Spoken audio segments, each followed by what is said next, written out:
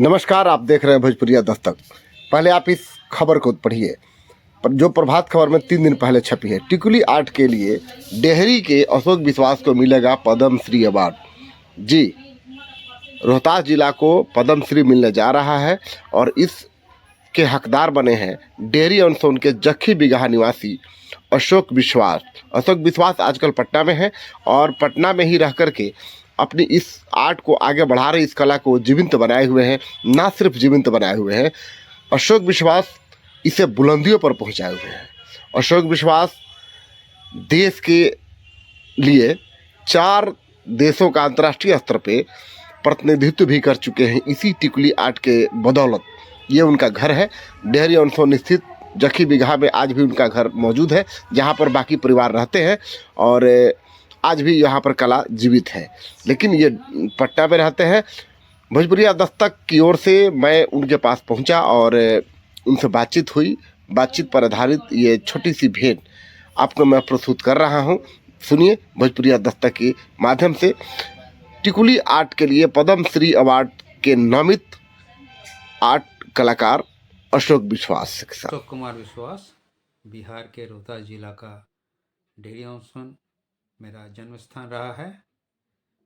अशोक जी, टिकुली पेंटिंग के प्रति आपका झुकाव कब से बढ़ा और कैसे बढ़ा, बताएं थोड़ा।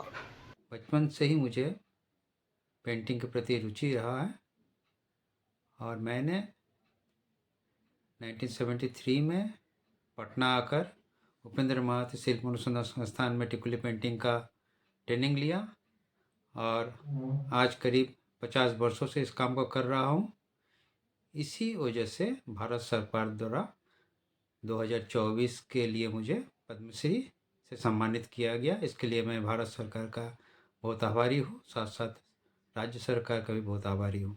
ये टिकुली पेंटिंग है क्या, जिसे सरकार इतना प्रोत्साहित कर रही है और इतना बढ़िया अवार्ड से सम्मानित कर रही है? टिकुली पेंटिंग बिहार का एक लोक कला है।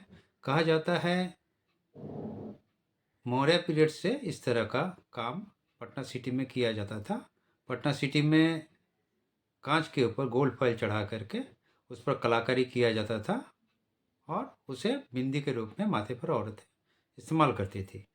परंतु समय के साथ साथ इसमें बदलाव आया और करीब 2500 साल पुराना ये कला, जो कि लघु उद्योग के नाम से विकसित था और इसका बहुत अच्छा काम होता था पटना सिटी में। परंतु 1950 के बाद जो कारीगर पटना सिटी के इस काम को करते थे, उन्हें लगा कि गोल्ड फॉइल के वजह से टिकुली का डिमांड घट रहा है और इंडस्ट्रियल प्रोडक्ट मार्केट में आ जाने की वजह से इसका डिमांड भी घट रहा था। तो कारीगर लोग सोचे कि क्यों नहीं हम इसमें बदलाव लाएं और वे बड़ा कांच का टुकड़ा लिया और उस पर गोल्ड फॉइल चढ़ाकर उस पर कलाकारी किए। तो लघु सुहागिनों की पहचान है माथे पर टिकुली, लेकिन इस टिकुली को आर्ट के रूप में कैसे परिवर्तित किया गया और ये कला कब से जीवित है, आइए अशोक विश्वास जी से जानते हैं। के रूप में फैला हुआ जो टिकुली का उद्योग था वो धीरे धीरे पेंटिंग के रूप में उभर कर आ गया और लोग इसे पेंटिंग के रूप में जानने लगे। बड़ा कांच पर गोल्ड फॉइल चढ़ाकर पेंटिंग के रूप में इसे उभारा गया। उसके बाद में कांच पर एनामेल पेंट से काम किया गया और चौथे स्टेज में कांच के बदले लकड़ी लिया गया और उस पर कलाकारी किया गया और इसे मार्केट में पेंटिंग के रूप में जाना जाने लगा। और ये सिर्फ पेंटिंग ही नहीं बल्कि बहुत सारा ऐसा काम है छोटा छोटा, जो पोस्टर हो गया, pen stand, table mat, tray, jewellery box आदि बहुत किस्म का उपयोग में आने वाला वस्तु का इसमें निर्माण किया जाने लगा। अशोक जी, आपके जीवन में वो कौन सा मोड़ आया जब आपने टिकुली पेंटिंग को इतना बेहतरीन मुकाम तक पहुंचाने का संकल्प ले लिया?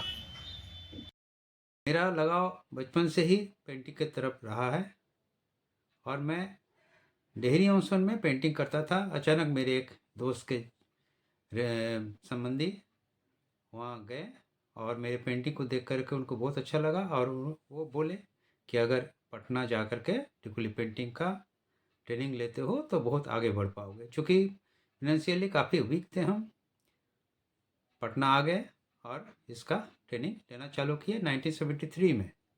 और कुछ ही दिन में मेरा काम इतना अच्छा लगा उन लोगों को कि मेरा सिलेक्शन हो गया और मुझे कहा गया कि जो भी उत्पादन होगा आप कीजिए और इस संस्थान को सप्लाई कीजिए, आपको तुरंत पैसा मिल जाएगा। मेरे लिए बहुत सुनहरा मौका था। मैंने इस काम को किया और लगातार इस काम को करते रहे और डेहरी अंचल में जाकर अपने परिवार के सदस्यों को उसका ट्रेनिंग दिए।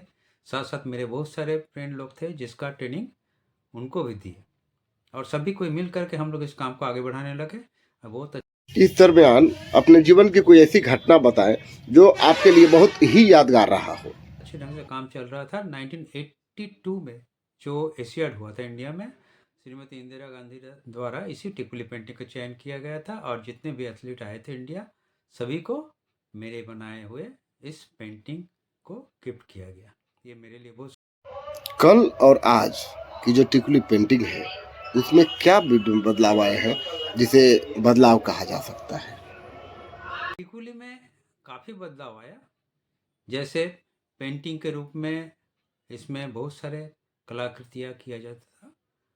बाद में इसके स्टाइल में भी बहुत बदलाव आया, क्योंकि टिकुली पेंटिंग का अपना एक अस्तित्व है जिसमें पटना कलम का बारीकी है, मधुबनी पेंटिंग का थोड़ा प्रभाव है और साथ साथ जापान से लकड़ी पर कैसे एनामेल पेंट द्वारा काम किया जाता है इसका भी इसमें समावेश है।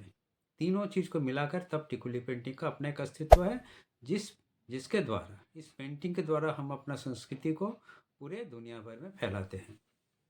और साथ साथ अब आपकी उम्र करीब 60 साल के आसपास हो गई है और अब आप अपने से काम करने में असहज महसूस भी करते होंगे, तो इसको कैसे आगे बढ़ा रहे हैं? था कि 1973 से लेकर 1993 तक हम खुद इस काम को करते थे और मेरे परिवार के सदस्य इसमें सहायता करते थे। परंतु मेरे दिमाग में आया कि अगर हम इस कला को दूसरे को नहीं सिखाएंगे तो कला आगे नहीं बढ़ पाएगा, जिसकी वजह से मैं 1973 में नासिरीगंज दीघा एरिया में ट्रेनिंग देना चालू किया और करीब 8000 महिलाओं को ट्रेनिंग दी है फ्री ऑफ कॉस्ट।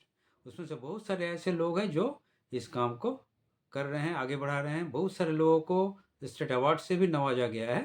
करीब करीब 9 ऐसे मेरे स्टूडेंट हैं जिनको स्टेट अवार्ड से नवाजा गया है। मेरे लिए बहुत गर्व का बात है। आपके इस टिकुली आर्ट में सरकार की तरफ से कौन कौन से सहयोग मिले? सरकार की तरफ से काफ़ी सहायता मिला इस काम को आगे बढ़ाने के लिए और मैं 4 बार इंडिया रिप्रेजेंट किया विदेश में। पहला स्पेन गए, दूसरा साउथ कोरिया, तीसरा भूटान में सार्क कंट्री का मीट था वहाँ गए और चौथा बार मॉरिशस गए। इसके अलावा बहुत सारे कंट्री अपने स्तर पर गए जहाँ पर इस कला को हम फैलाने का कोशिश किए और इंडिया में करीब 100 से ज़्यादा एग्जीबिशन हम कर चुके हैं ताकि लोगों को टिकुली पेंटिंग का जानकारी हो। अशोक जी, आपको पद्म श्री मिलने की घोषणा हो गई है, आप अब इस संबंध में क्या कहना चाहते हैं? मुझे इस कला को आगे बढ़ाने के लिए प्रोत्साहित किया गया, बहुत सारे अवार्ड से नवाजा गया। इसमें सबसे बड़ा अवार्ड मेरे लिए पद्मश्री रहा है। इसके लिए मैं बहुत गर्वित हूँ और ये सम्मान सिर्फ मेरा ही नहीं बल्कि पूरे राज्य का है, बिहार राज्य का है और जो लोग इस काम से जुड़े हुए हैं उनका सम्मान है। मैं चाहूँगा कि बिहार का इस कला को और आगे बढ़ाऊँ और जहाँ तक संभव होगा मैं इसको आगे बढ़ाने का कोशिश करूँगा और बहुत सारे लोगों को इस काम से